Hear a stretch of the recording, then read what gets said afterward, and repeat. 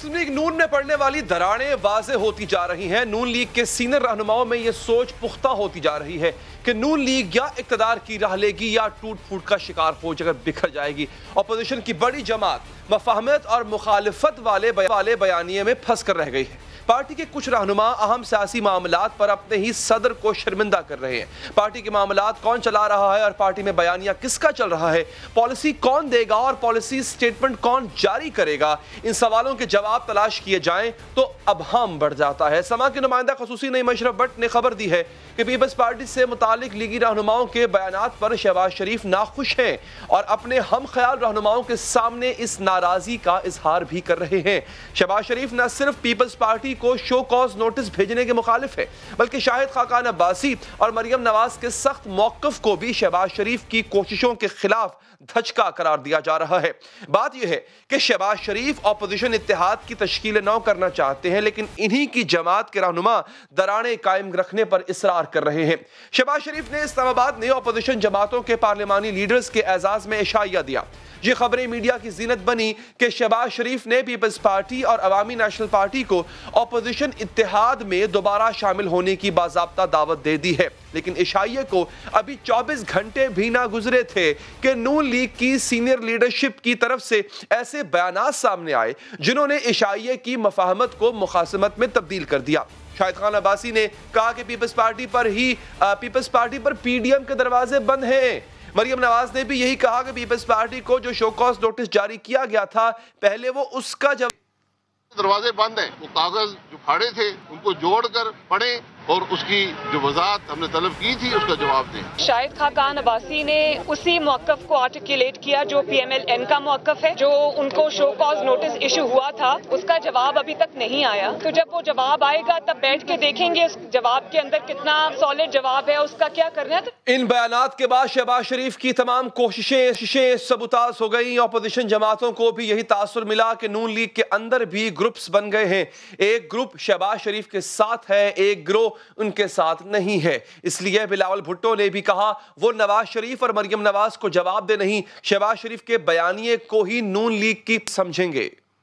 कायदे हिज़्ब इख्तिलाफ शहबाज शरीफ साहब है और सदर मुस्लिम लीग शहबाज शरीफ साहब है। तो जो शहबाज शरीफ साहब कहेगा हम उसको पॉलिसी समझेंगे, ना हम मरियम शरीफ साहिबा को जवाब दे है, ना हम मियाँ साहब को जवाब दे है।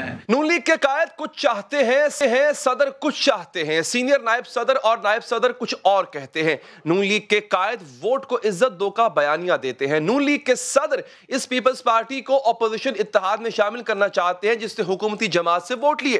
तो क्या इस पर भी अबहम है कि पार्टी चलानी किसने है, बात मानी किसकी जाएगी? ये सवाल दो सीनियर लीडरों से पूछे जाएं तो दो मुख्तलिफ जवाबात आते हैं। नाजरीन, खुर्रम दस्तगीर कहते हैं शहबाज शरीफ ही पार्टी को चलाएंगे और पीडीएम के अंदर भी वही पार्टी की नुमाइंदगी करेंगे, जबकि राना सनाउल्लाह कहते हैं बयानिया और पॉलिसी नवाज शरीफ की होगी। इससे पहले भी नून लीग कितने ही मौके पर मुतजाद आरा और कंफ्यूजन का शिकार नजर आई। कभी भरे जलसे में फौजी क़यादत के नाम लेकर उनके खिलाफ इल्जाम लगा दिए, कभी कह दिया कि फौज से तो कोई लड़ाई ही नहीं है, कभी हुकूमत को घर भेजने की बात की गई, कभी कहा गया कि हुकूमत 5 साल पूरे करे ताकि एक्सपोज हो।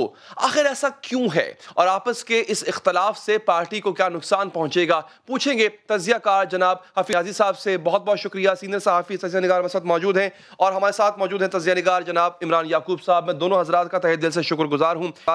नई साहब, आपका बहुत शुक्रिया सर कि आपने वक्त निकाला और इंतजार भी किया। सर, ये अब वाज़े नजर नहीं आ रहा कि पार्टी में दो ग्रोह हैं और एक ग्रोह वाज़े तौर पे एक पॉलिसी को टोक कर रहा है जिसमें तसादुम नजर आता है, जिसमें पीपल्स पार्टी को कबूल ना करना नजर आता है, और शहबाज शरीफ की पॉलिसी यकसर मुख्तलिफ है। जो दूसरा कैंप है वो बहुत लाउड है, मतलब शाहिद खान अब्बासी साहब, मरियम नवाज साहब, वो बहुत लाउडली नजर आ रहा है कि सबुताज कर रहे हैं शहबाज शरीफ की कोशिशों को। शुक्रिया अली साहब, थैंक यू वेरी मच। देखें जी, मैं समझता हूँ कि कोई ये बात जो है ऐसी नहीं है कि मुझे तो अचंभे के लगे। अब इसको अप्रिशिएट करें या ना करें, इसको अच्छा समझें या बुरा समझें, लेकिन ये दोनों जो कुछ शहबाज शरीफ साहब कर रहे हैं, मेरे तो बिल्कुल नपी तुली राय यही है कि बैन ही नवाज शरीफ साहब की एन पॉलिसी के मुताबिक कर रहे हैं। और जो कोई मरियम साहबा या शायद खाकान अब्बासी साहब कर रहे हैं वो भी एन उनकी पॉलिसी के मुताबिक कर रहे हैं। अब देखें पाकिस्तान की सियासत जो है बड़ी कॉम्प्लेक्स सिचुएशन में है। इमरान खान साहब जो हैं ये 3 इस वक्त पावर सेंटर्स बने हुए हैं। एक पावर सेंटर है जो कि इमरान खान साहब और हुकूमत है, जो कि पाकिस्तान के इस वक्त डी जोरो रूलर्स हैं। फिर एक हमारी इस्टेब्लिशमेंट है जो डिफेक्टो रूलर है, जिनकी मर्जी जो है उनको बड़ी एक हमेशा ही उनको एक बड़ी अहमियत हासिल है। और तीसरी जो है अपोजिशन की सारी पार्टीज हैं, PDM कह लें, उससे ज़्यादा कह लें, उससे कम कह लें, ये तीनों जो हैं ये एक दूसरे के खिलाफ नब्बर आजमा हैं। ये मत भूलें कि ये सारे जो है ये बड़ी अजीबोगरीब किस्म की लड़ाई चल रही है। ये इमरान खान साहब को और जो एस्टेब्लिशमेंट जो है वो एक पेज पे कहने वाले, मैं उस ग्रुप का बंदा नहीं हूँ। मैं हमेशा से कहता हूँ कि 3 साल से इमरान खान साहब के साथ की एस्टेब्लिशमेंट से उतनी टेंशन चल रही है जितनी एस्टेब्लिशमेंट की नवाज शरीफ साहब से या जरदारी साहब से मेमो गेट के ऊपर या बेनजीर साहब से या नवाज शरीफ साहब से पीछे चलती रही है। ये एक अजीब सूरत हाल है। और जैसे ये तो अब हारे को पता, आप जैसे माशाल्लाह बहुत एक तीखे एंकर हैं और आपके पास इंफॉर्मेशन है, और ये चीज़ तो अब हर सू आम है कि बुज़दार साहब का एस्टेब्लिशमेंट ने कितनी दफ़ा निकालने की कोशिश की। और ये एक ऐसी बोनो कंटेंशन है या एक ऐसा वजह निज़ा है कि जिसके ऊपर एक बड़ी बहुत शदीद टेंशन है। लेकिन सूरत हाल ये है कि चूँकि इमरान खान साहब ने भी ऐसी पोजीशन ली हुई है कि कुछ चीज़ों में एस्टेब्लिशमेंट को उन्होंने बिल्कुल फ्री हैंड दिया हुआ है। अच्छा, यही हाल है शहबाज शरीफ साहब का।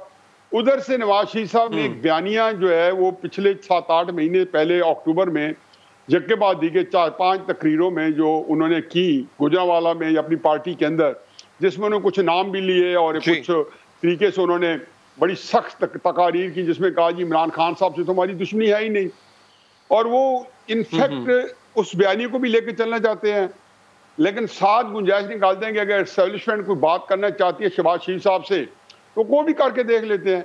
एक चीज़ जो शहबाज शरीफ साहब के पास जो मैंडेट होगा ये होगा कि अगर वो बात करें एस्टेब्लिशमेंट तो उसके अंदर फिर हमारी शराइत उनकी वहाँ कुछ कड़ी होंगी, क्योंकि एस्टेब्लिशमेंट शहबाज शरीफ साहब उस वक्त बात करेगी या मुफाहमत की तो करेगी, ये नहीं कि उसमें शहबाज शरीफ साहब चाहेंगे तो होगी, नहीं, एस्टेब्लिशमेंट चाहेगी तो तब होगी। और एस्टेब्लिशमेंट कब जाएगी? जब उनके लिए ये तय हो जाएगा कि इमरान खान साहब से मुल्क अब नहीं चलता, अब बिल्कुल एक बंद गली में चला गया है, अब कोई बोरान कोई किसी किस्म को जो है वो चाहे कहीं से हमें मदद आ जाए नहीं हल होने को, तो शहबाज शरीफ साहब के पास ऐसे ही जाएंगे कि तंग आमद बजांग आमद। वहां पे नवाज शरीफ साहब कुछ शराइत रखेंगे, यानी कि आइन के तहत या वोट की इज्जत देने के तहत वाली बात नहीं होगी, बात होगी मुफाहमत की। और उसमें ये कुछ कहा जाएगा कि जहाँ पे नवाज शरीफ साहब का इज्जत और वकार जो है वो भी बहाल होए, और फिर सियासत में मरियम और नवाज शरीफ साहब की गुंजाइश बनी तो कब बने? 4-5 साल के बाद बने। अच्छा, मैं कथा करामी सर यहाँ पे, और आखिरी बात आपकी गुफ्तगू जो अभी आपने की है सर। जी जी जी जी अली साहब, मैं अर्ज कर रहा हूँ सर, आपका सवाल बड़ा अच्छा उठा सर, जो अभी आपने बात की है ना कि शहबाज शरीफ की मर्जी, ऐसा नहीं कि शहबाज शरीफ जब चाहेंगे तब एस्टेब्लिशमेंट मफाहमत के रास्ते पे उनको आगे लेकर आएगी। इमरान याकूब साहब, मैं आपकी तरफ आता हूँ सर इसी बात पे जो अभी नाजिर साहब ने की है।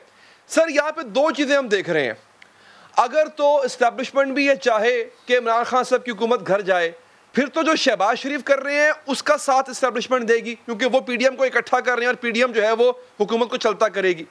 और अगर वो नहीं चाहती कि ऐसा हो तो फिर जो मरियम साहिबा और शाहिद खान अब्बासी कर रहे हैं फिर वो ठीक है, फिर तो PDM में दरार डालने के लिए ये 2 किरदार काफ़ी हैं जो अपना काम कर भी रहे हैं। आपके पास क्या खबरें हैं सर? बिस्मिल्लाहिर्रहमानिर्रहीम।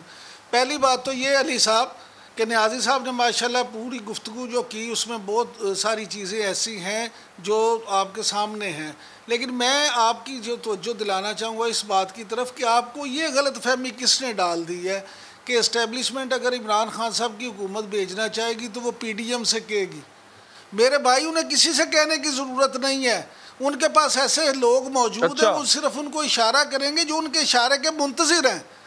आप क्या समझते हैं, बाप हो या मुस्लिम लीग काफ हो या GDA हो, उनको किसी की जरूरत है? यानी अगर एस्टेब्लिशमेंट ये फैसला ग्रुप की तरफ भी इशारा होगा हुकूमत भेजनी, जी तरीन ग्रुप है और फिर हम ख्याल ग्रुप है। आप PTI में कितने ग्रुप देखना चाहते हैं? आप देखें, पहले सिर्फ 3 ग्रुप थे, एक जहांगीर खान तरीन ग्रुप, दूसरा शाह महमूद कुरैशी ग्रुप और तीसरा आपका परवेज़ खटक ग्रुप, उसके बाद कराची ग्रुप हुआ। अब जो जहांगीर खान तरीन साहब हैं उसके साथ आप देखें पंजाब में एक हम ख्याल ग्रुप भी है जो जफरबाद छीना न्याजी साहब के बड़े करीबी दोस्त भी हैं, उनकी क़यादत में भी अभी उन्होंने परसों भी एक कल भी खाना किया और ये सारी बातें। गुजारिश सिर्फ इतनी है कि यहाँ हमारे यहाँ अगर किसी को ये खाम ख्याली है कि पाकिस्तान में या पाकिस्तान जैसे दीगर ममालिक में ख़ासतौर पर थर्ड वर्ल्ड कंट्रीज़ में इस्टेब्लिशमेंट के बग़ैर हुकूमत बनाई जा सकती है या हुकूमत चलाई जा सकती है, तो मैं उसे खाम ख्याली ही करार दूँगा। गुजारिश ये है कि आप अमेरिका को देखें, आप तरक्की याफ्ता और मुहज़्ज़ब ममालिक जो मुहज़्ज़ब कहलाते हैं वहाँ पे भी इस्टेब्लिशमेंट के रोल को बिल्कुल रूल आउट नहीं किया जा सकता। अब यहाँ सूरत हाल बड़ी इंटरेस्टिंग है। अगर आप मुस्लिम लीग नून की सियासत को समझें, हमारे वाकफ़ा ने हाल जो हैं वो मियाँ शहबाज शरीफ के बारे में जो बताते हैं वो बड़ी इंटरेस्टिंग सूरत हाल है। मियाँ शहबाज शरीफ अब कर क्या रहे हैं, देखें वो कर ये रहे हैं कि मियाँ नवाज शरीफ और मरियम नवाज के बारे में इस्टेब्लिशमेंट की या ताकतवर हलकों की राय क्या है। वो राय ये है कि ये ज़िद्दी बाप की ज़िद्दी बेटी है और ये अकड़ जाती है और ये आगे से रिएक्ट करते हैं। अच्छा, अब आ जाते हैं वज़ीर आज़म इमरान खान साहब की तरफ।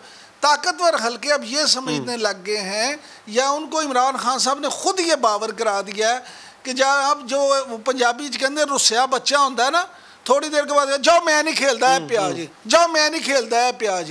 वो कहते हैं कि जनाब ये क्या मामला है, ये एक तो ये खुद भी एक अच्छे खासे ज़िद्दी हैं और दूसरा जो हर 2 महीने बाद हमें ये मिलने को सुनने को मिल जाता है कि यह प्याज है सारा कुछ, और वो फिर बरमला खुद इसका इजहार भी कर चुके हैं कि मेरी ऑप्शन कोई नहीं है, मेरे अलावा मुतबादिल कोई नहीं है। अब शहबाज शरीफ साहब ने जेल में बैठ के ना आराम से सोचा, इस सारी समझ को किया और फिर एक अपनी बसात बिछाई। शहबाज शरीफ साहब इस वक्त मैं समझता हूँ कि मुस्लिम लीग नून में बड़ी ज़बरदस्त सियासत कर रहे हैं। उन्होंने अपनी बसात बिछाई और उसके मुताबिक अपने अपने मोड़े चलाने शुरू कर दिए। उन्होंने सोचा ये कि इस वक्त सूट क्या करता है। अब देखिए वो जेल से आए, ज़मानत से आए, उन्होंने क्या किया, उन्होंने बात की मफाहमत की।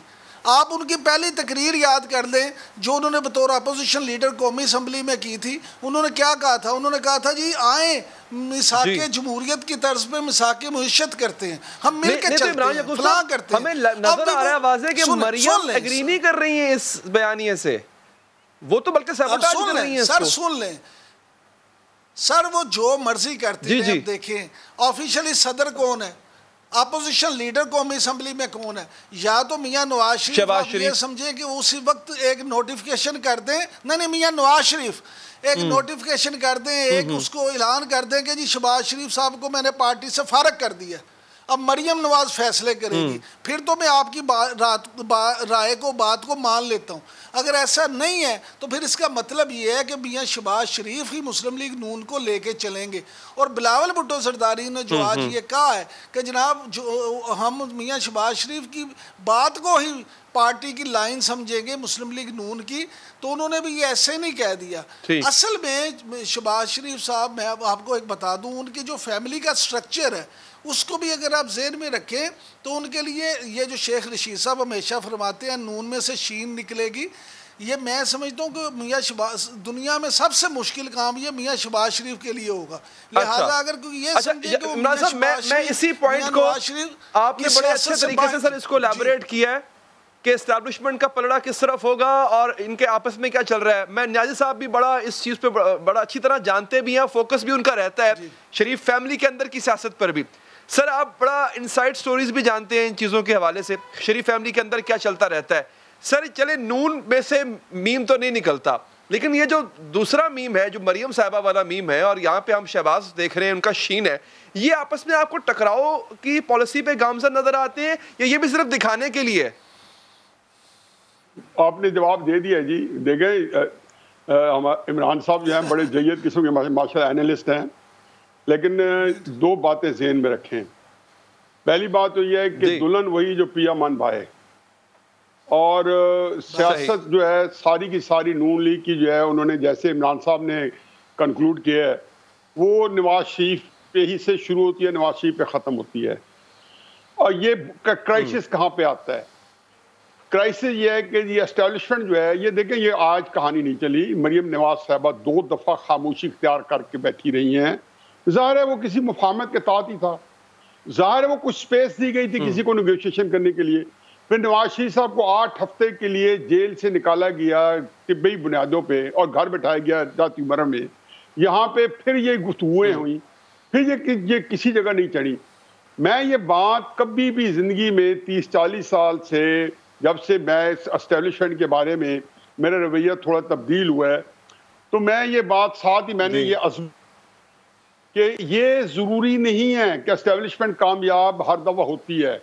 ये मुमकिन नहीं है, हालात ऐसे हो जाती है। मसलन में केस इन पॉइंट, एस्टेब्लिशमेंट ने पिछले 3.25 साल में 5 दफ़ा बुज़दार को निकालने के लिए तन मन धन लगा लिया। असद उमर को उन्होंने एक इशारा आबरू से निकाल दिया। हफीज शेख के बारे में जब फैसला हुआ तो 1 लम्हे में चले गए। मोई यूसुफ को उठा के अमेरिका से उठा के नेशनल सिक्योरिटी एडवाइजर बना दिया। इमरान खान साहब टच से मस नहीं हुए कि किसको कौन सी मिनिस्ट्री जा रही है। बुज़दार के ऊपर, महमूद खान के ऊपर मैंने तो कई दफ़ा कहा कि मुझे एस्टेब्लिशमेंट को निकाल के दिखा दे। इमरान याकूब साहब फरमा रहे हैं ना, बड़ी ताकतवर है, बिल्कुल मैं उनकी बात के साथ हूँ, ये नहीं कि मैं उनको कॉन्ट्रडिक्ट कर रहा हूँ, लेकिन कई चीज़ें इस तरह नहीं होती। सियासत के अंदर इस वक्त मुल्क का जो सबसे बड़ा बुरान है वो है सियासी अदम इस्तेकाम। इसको एस्टेब्लिशमेंट इतना अच्छा समझती है कि इस अदम इस्तेकाम के तहत वो पाकिस्तान को 1971 में टूटता देख चुके हैं। वो माने या ना माने, वो उनको ये पता है कि इसकी जिम्मेदारी उनके ऊपर आती है, क्योंकि सियासी अदम इस्तेकाम उनसे होता है। इमरान खान साहब ने बाकी अपने कार्ड अच्छे खेले या नहीं खेले, हुकूमत उसे चली या नहीं चली, चलेगी या नहीं चलेगी, लेकिन एस्टेब्लिशमेंट के साथ मामलात करने में जिस दिन उन्होंने बुज़दार साहब को चुना था तो यहाँ बहुत चेवें गोई हुई मेरे जितने सीनियर से, और बहुत जो हमारे लिए मसले राह हैं, जो मुझे कॉल करते थे, कहते थे यार ये फलां कोई घर से तो नहीं मामला उठा, फलां जगह से नहीं उठा। मैं कहा नहीं हजूर, ये उन्होंने बुज़दार को इसलिए लेके आए इमरान खान साहब कि इसके ऊपर उन्हें सारी अपनी सियासत करनी है। उन्होंने कहा वो फिर बर्बाद हो जाएगा।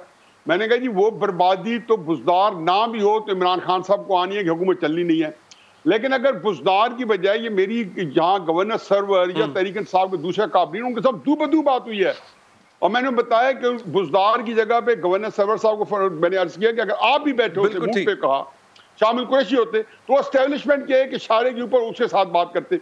अब सूरत हाल ये है कि जहाँ तक ताल्लुक है नवाज शरीफ और शहबाज शरीफ साहब का और मरियम साहबा का, ये बहुत ही लगी बंदी सियासत कर रहे हैं। एस्टेब्लिशमेंट की रिक्वायरमेंट ये है कि शहबाज शरीफ साहब, नवाज शरीफ साहब की सारी सियासी दौलत असासे समेटे और नवाज शरीफ साहब को डिसओन कर दें। अब जाहिर है कि ये चीजें ख्वाहिशात तो बहुत अच्छी होती है। देखो एस्टेब्लिशमेंट कोई हवा के अंदर आ सकती, लेकिन डेफिनेटली होमवर्क उन्होंने भी किया, उन्होंने भी किया, चूंकि वक्त खत्म हो गया। लेकिन मैं इंतहाई मशकूर हूं सर कि आपने कीमती वक्त दिया, आपकी कीमती राय का भी बहुत बहुत शुक्रिया। इमरान याकूब साहब सर आपका भी बहुत बहुत शुक्रिया कि आपने वक्त। नाज़रीन एक वक्फा यहाँ पर लेंगे, वक्फे के बाद जब हाजिर होंगे तो उस्मान डार साहब से पूछेंगे कामयाब नौजवान प्रोग्राम जो है उसके तहत जो अरबों रुपए बांटे जा रहे हैं, किस तरह आप लोग जो देखने वाले हैं वो किस तरह से अपना कारोबार शुरू कर सकते हैं। इसके साथ साथ शिकारपुर के अंदर अभी भी ऑपरेशन जारी है, डाकू पुलिस से ज्यादा ताकतवर, जोरावर हमें लग रहे हैं, लेकिन क्यों और उनको रोकने के लिए क्या किया जाएगा इस वक्फे के बाद।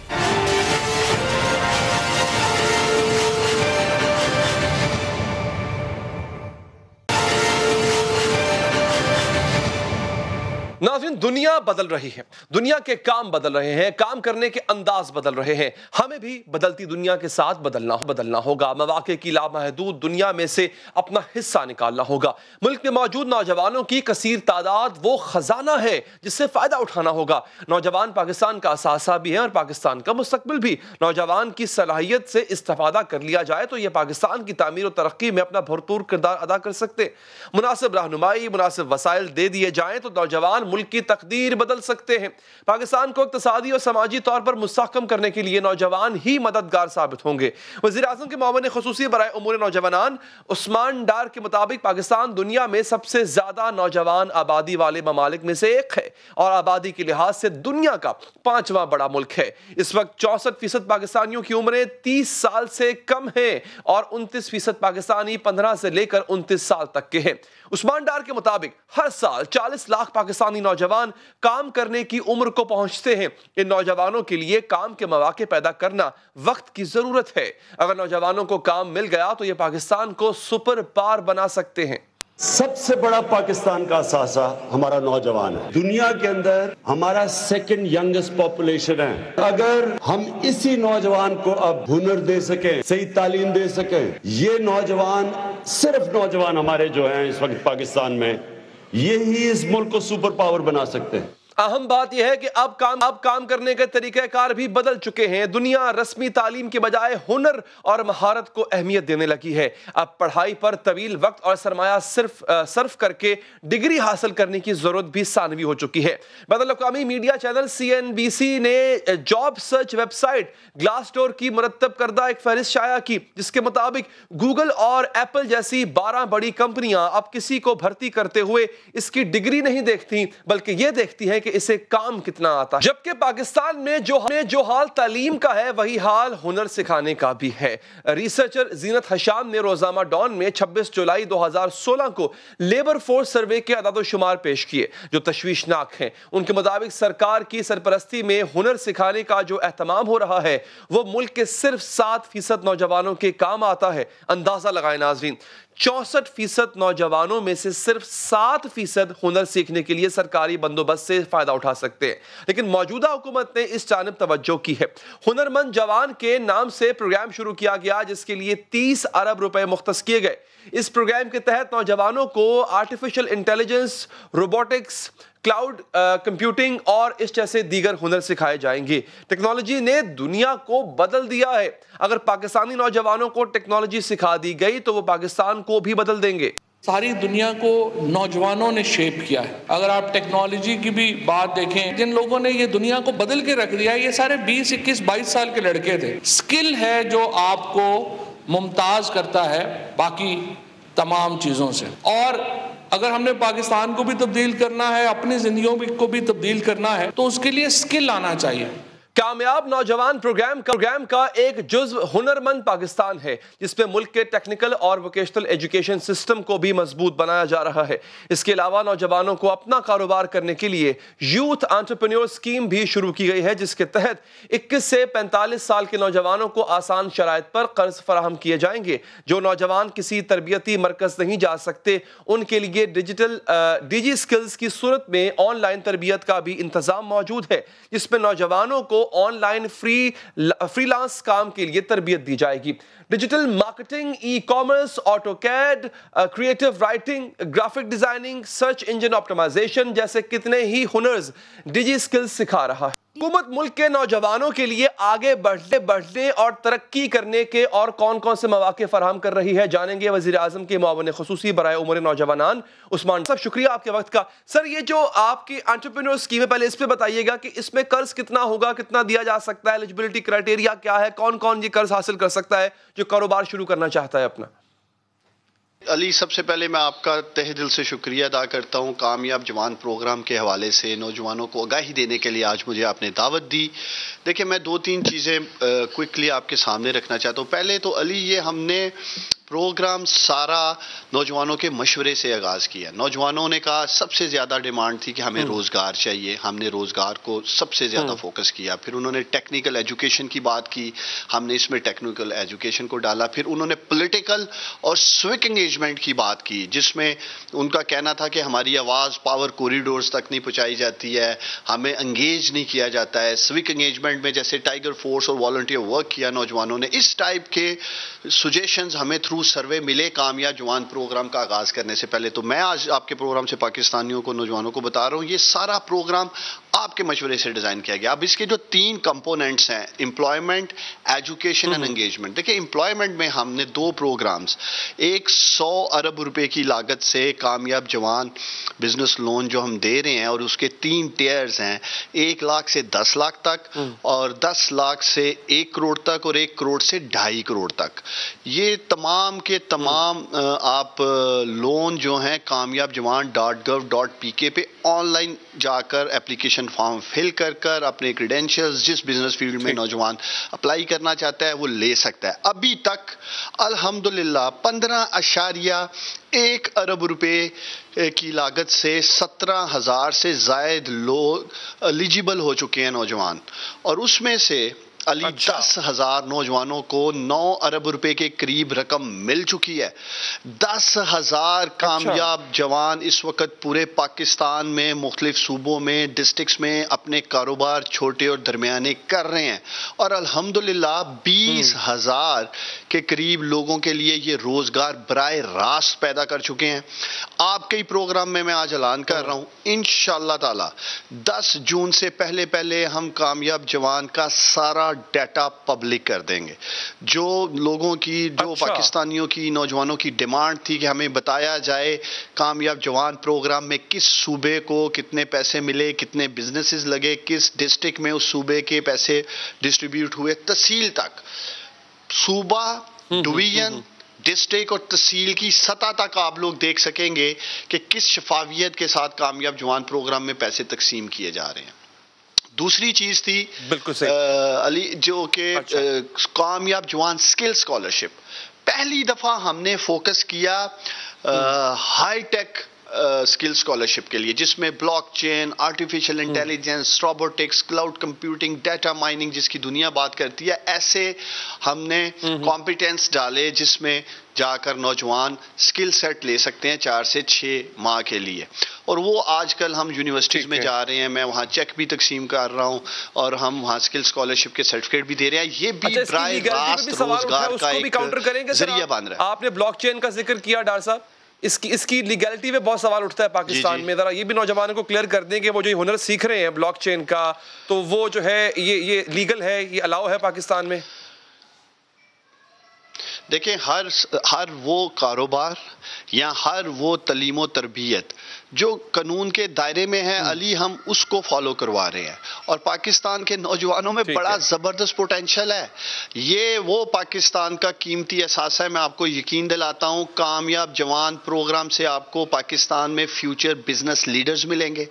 कामयाब स्किल स्कॉलरशिप जो हम हाई टेक में दे रहे हैं, आपको आईटी लीडर्स मिलेंगे। मार्क जुकरबर्ग या स्टीवन जॉब्स, ये लोग भी स्टार्टअप्स करके ऊपर आए थे। जिस तरह अब पाकिस्तान के नौजवान कामयाब जवान प्रोग्राम से स्टार्टअप्स कर रहे हैं, मैंने आपको कहा मैं 10,000 स्टोरीज मीडिया और कौम के सामने रखने जा रहा हूं। और आप देखेंगे ट्रांसजेंडर्स, डिसेबल्ड मिनॉरिटीज में हिंदू, सिख, क्रिश्चियन, हर मजहब के शख्स को देखेंगे आप, लोग जो है इससे फायदा उठा रहे हैं। और किसी रंग, नस्ल, आप ये वाकई बड़ा काबिल सताइश काम आप कर रहे हैं, इसमें कोई शक नहीं है। और नौजवानों के लिए कारोबार के स्टार्टअप्स क्रिएट करना बहुत बड़ी बात है। अच्छा, मैं ये पूछना चाहूँगा कि इसका एक तो मुझे तरीक़ेकार सर बताइएगा किस तरह अप्लाई करने का। एक बाज़ लोगों ने शिकायत हम तक भी भेजी कि जब वो अप्लाई करते हैं तो जो ऑनलाइन पोर्टल है उसमें अप्लाई करने से आगे बात जाती नहीं है। हो सकता है वो कोई टेक्निकल एरर आ रहा हो, कोई बड़े पैमाने पर किसी वक्त आया हो, उसको किस तरह डील करेंगे सर आप? एक बात। दूसरा ये कि इसमें इसका मार्कअप कितना होगा, मतलब ये कर्ज की वापसी कैसे होगी? देखिए, एक तो मैंने आपको कहा हमने ऑनलाइन रखा शफाफियत के लिए कि आसानी रहे। दूसरा, 18 साल से लेकर 45 साल के उम्र के नौजवान अप्लाई कर सकते हैं।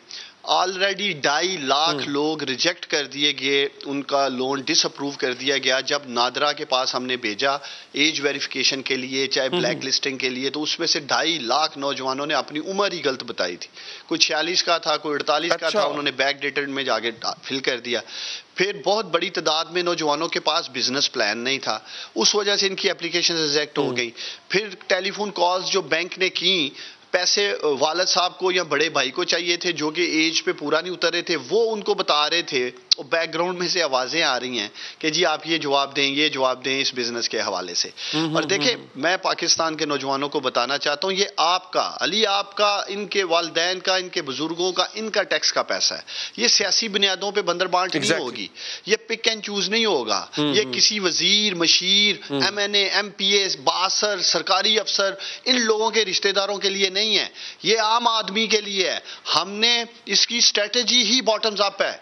हमने मार्जिनलाइज लोगों तक पहुंचना है, हमने मार्जिनलाइज यूथ तक पहुंचना है, वो नौजवान जिनको वसाइल तक रसाई नहीं रही माजी में, एक्सेस टू फाइनेंस का इशू रहा, जिनके पास हुनर है, तजर्बा है, स्किल है, बिजनेस एक्सपोजर है, कामयाब जवान उन नौजवानों तक पहुंचने की कोशिश कर रहे हैं। उसका तरीकाकार क्या है? देखिए ये कर्ज है 8 साल के लिए और डिपेंड करता है कि आप 3 साल में वापस कर दें, 4 साल में वापस कर दें। जो पहला टियर 1 से 10 लाख का है उसके ऊपर 3% मार्कअप है, जो 10 लाख से 1 करोड़ का है उसके ऊपर 4% मार्कअप है। और जो चलें उस्मान साहब, बहुत बहुत आपका शुक्रिया और बेस्ट ऑफ लक। इंशाल्लाह ये प्रोग्राम जरूर कामयाब होगा। बहुत शुक्रिया आपका। एक वक्फा लेते हैं। सिंध के कच्चे के इलाके में डाकुओं के खिलाफ जो ऑपरेशन जारी है, किस हद तक पुलिस को कामयाबी मिली है, बात करेंगे। सूबाई वजीर सिंध हमारे साथ मौजूद होंगे इस वक्फे के बाद।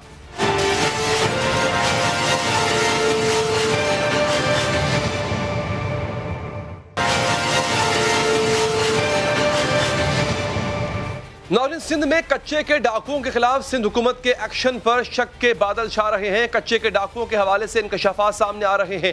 हुए कि डाकुओं को सियासी पुष्पनाही की बातें की जा रही हैं। हुकूमत सिंध डाकुओं के खिलाफ ऑपरेशन में तेजी लाने की बातें तो कर रही है, लेकिन इतने बड़े खतरे से निपटने में रेंजर्स का ताउन लेने से गुरेजा नजर आती है। वफाकी हुकूमत की मदद की पेशकश लेने से इनकार कर लेकिन वज़ीर आला सबसे अहम बात कच्चे के डाकुओं के सियासी कनेक्शन का इंकशाफ है, जो आज वज़ीर दाखिला शेख रशीद ने कराची में प्रेस कॉन्फ्रेंस करते हुए किया। के कच्चे के इलाके में डाकुओं को सियासी सपोर्ट हासिल के लिए सिंध पुलिस को जिस तरह के असलहे की जरूरत होगी फराहम करेंगे। हुकूमत सिंध चाहे तो पुलिस के साथ बैकअप के लिए रेंजर्स भी तैयार हैं और इन्हें ड्रोन्स भी फराहम किए जाएंगे, लेकिन वज़ीर आला सिंध मुराद अली शाह इस मसले से फिलहाल खुद निमटना चाहते हैं। वज़ीर दाखिला शेख रशीद ने इंकशाफ किया कि शिकारपुर और जैकबाबाद के कच्चे के इलाके में डाकुओं को सियासी सपोर्ट हासिल है। अगर इस मामले में कोई बड़ा नाम मुलव्विस पाया गया तो सख्ती से निपटा जाएगा। कच्चे के इलाके में जो 4-5 ग्रुप हैं उसमें बाज ऐसे लोग भी मुलव्वस हैं जिनकी सियासी दिलचस्पी है। अगर सिंध हुकूमत चाहे तो सारे सूबे के लिए सारे सूबे में रेंजर्स मुहैया करने के लिए तैयार हैं, वरना जहां उनको जरूरत हो वो रेंजर्स को इस्तेमाल कर सकते हैं। जो सूरत हाल है उससे वो निपट लें। शिकारपुर इस सूरत हाल से वो खुद निपटना चाहते हैं, लेकिन हमारी रेंजर्स भी बिल्कुल अलर्ट है। जब उनको जरूरत पड़े we are for their supports. अहम बात यह है कि आज वज़ीर आला सिंध ने वज़ीर दाखिला को बताया कि ऑपरेशन के हवाले से कुछ अहम आलात दरकार हैं। इन आलात की खरीदारी में वफाकी वजारत दाखिला हमारी मदद करे। सवाल ये पैदा होता है कि हुकूमत सिंध जो गुज़िश्ता 5 रोज से ऑपरेशन कर रही है वो ज़रूरी साजो सामान के बगैर ही किए जा रही है। और सवाल ये भी पैदा होता है कि अगर अभी तक सिंध पुलिस के पास ज़रूरी आलात ही नहीं है तो फिर इन्हें डाकुओं के खिलाफ ग्रैंड ऑपरेशन में झोंकना कहाँ की अक्लमंदी है। इसके अलावा सिंध हुकूमत रेंजर्स की मदद लेने के लिए भी तैयार नहीं है। सिंध हुकूमत का ये रवैया समझ से बालातर है। दूसरी जानिब सिंध हुकूमत की जानिब से डाकुओं के खिलाफ ऑपरेशन में तेजी भी लाई जा रही है। शिकारपुर के कच्चे के डाकुओं के खिलाफ ऑपरेशन में 200 पुलिस कमांडो समेत 700 से ज्यादा एहलकार शरीक हैं। पुलिस का कहना है कि ऑपरेशन के दौरान डाकुओं के 200 से ज्यादा ठिकानों को आग लगाई जा चुकी है। डाकुओं के कब्जे से अब तक 13 मुगलियों में से 9 को बाजियाब कराया जा चुका है। जरूरत होगी फराहम करेंगे। इस ऑपरेशन के दौरान 2 पुलिस एहलकार के साथ एक फोटोग्राफर शहीद जबकि 6 एहलकार जख्मी हो चुके हैं। नाज़रीन, पुलिस के मुताबिक कश्मीर और सक्खर में भी कच्चे की हुदूद में डाकुओं के खिलाफ ऑपरेशन शुरू कर दिया गया। डाकुओं के खिलाफ ऑपरेशन को नतीजा खेज बनाने के लिए पुलिस ने भी जदीद असलहे का इस्तेमाल शुरू किया। मजीद बख्तरबंद गाड़ियां शिकारपुर और कश्मीर पहुंचा दी गई हैं। ऑपरेशन में मजीद वुसअत के लिए पुलिस से सिंध हुकूमत से मजीद 3 बख्तरबंद गाड़ियां और जदीद असलहे का मुतालबा भी किया है। इस हवाले से वज़ीर आला सिंध वज़ीर दाखिला से दरख्वास्त कर चुके हैं साजो सामान की फराहमी में वजारत दाखिला ताउन करे। इस मामले पर मजीद बात करेंगे सिंध के वजीर जनाब तैमूर तालपुर साहब से। तालपुर साहब का सर, जब आपके पास माशाल्लाह से 13 साल से आपकी गवर्नमेंट है, आपके पास जरूरी साजो सामान जरूरी आलात ही नहीं है। एक बात तो ये कि क्यों नहीं है, दूसरा ये कि आलात अगर आपके पास नहीं थे तो फिर आपने इस ऑपरेशन में पुलिस को झोंका ही क्यों, पहले तैयारी कर लेते। और अगर आपके पास आलात भी नहीं है और आपको उसकी जरूरत भी है तो फिर आप रेंजर्स की मदद क्यों नहीं ले रहे? बिस्मिल्लाहिर्रहमानिर्रहीम। अल्हम्दुलिल्लाह 13 साल से हमारी हुकूमत है और मैं समझता हूँ कम से कम 13 साल और रहेगी। जहाँ तक बात है साजो सामान की, तो आपके पास कुछ ऐसा सामान होता है जो पुलिस के पास नहीं होता। वो आप मदद के तौर पर कभी एजेंसी से लेते हैं, कभी फेडरल गवर्नमेंट से लेते हैं, कभी फेडरल इदारों से लेते हैं।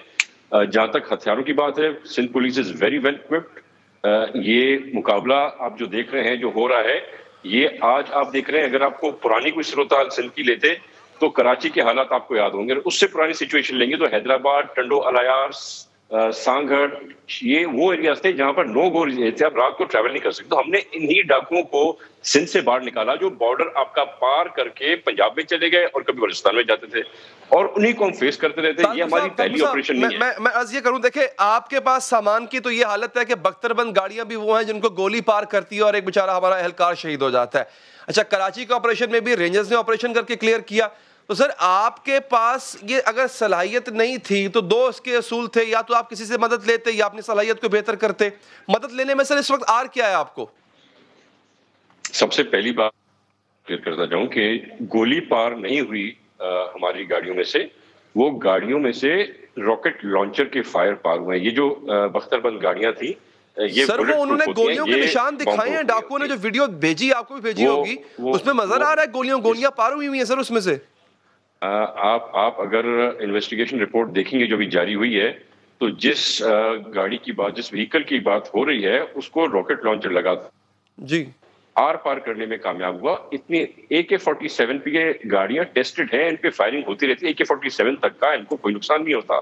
जहां तक बात है फेडरल गवर्नमेंट की मदद की, तो शेख रशीद साहब ने एक अच्छी बात की है, वो हमें मदद देने को तैयार है। और हम समझते हैं जब भी हमें या सिंध पुलिस को जरूरत पड़ेगी, हम जरूर वफाक से लेंगे। वफाक के ही हम भी एक फेडरेटिंग यूनिट है वफाक का, हमसे उनसे मदद लेने में ना कोई शर्म है, ना कोई दिक्कत है, ना कोई परेशानी है। बहुत ही अच्छी ऑफर देके गए हमें। तारपुर साहब, अगर ये कुछ मुगवी ना होते तो शायद ये कभी ऑपरेशन भी ना होता, क्योंकि इससे पहले हमने तो कभी नहीं सुना कि सिंध गवर्नमेंट ने इतने बड़े पैमाने पे कच्चे के इलाके में ऑपरेशन किया हो। नहीं, हमारे बहुत से ऑपरेशन पहले हुए हैं और इन्हीं एरियाज में हुए हैं, और काफी बार हमें कामयाबी हुई है। पर मसला ये होता था कि क्योंकि लोग बॉर्डर पार चले जाते थे और फिर हम आगे कुछ कर नहीं सकते थे। इस बार हमें मदद की यकीन दहानी की है शेख रशीद ने। मैं समझता हूं अगर हम यहाँ से इनको क्लियर करें और वहां से इनको पकड़ा जाए बॉर्डर पार पंजाब के खसूसन इलाकों से, तो हम हमेशा सर वैसे बॉर्डर पार जैसे वो इंडिया है, वो पंजाब ही है सर, आपका अपना इलाका, आपका अपना मुल्क, तो आप पंजाब गवर्नमेंट को एंगेज कर लेते हैं अपने साथ। जहाँ पे सिंध पुलिस नहीं जा सकती, वो हमारे लिए बॉर्डर पार है।